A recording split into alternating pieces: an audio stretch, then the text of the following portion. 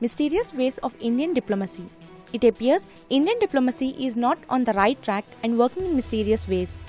This is evident from the way the External Affairs Minister Sushma Swaraj, who resisted a discussion in Parliament on Israel's military assault in Gaza, subsequently also succeeded in blocking a resolution on grounds that it cannot be introduced under Rule 176. Speaking in Parliament this week, Swaraj refused to censure Israel and suggested that the House should not be divided but send a joint message that violence is condemnable wherever it happens.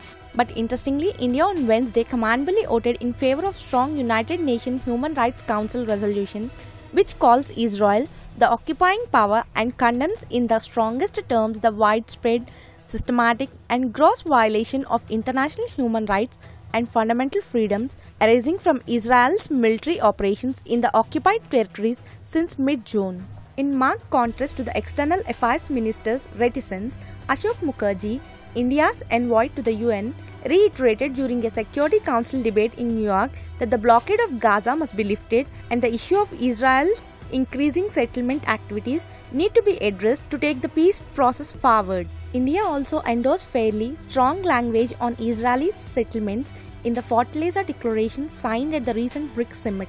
It is not clear if the mixed messaging from the NDA government is born out of poor coordination or if the South blocs make the distinction between multilateral censure and direct criticism by India's political leadership.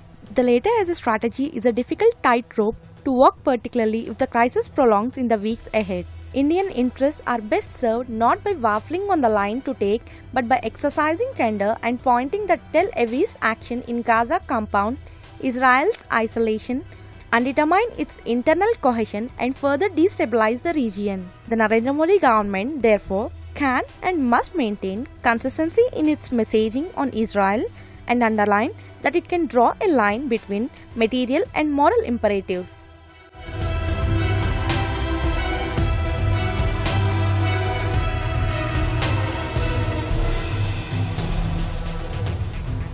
It's unfair to ask someone to keep justifying and keep reiterating their patriotism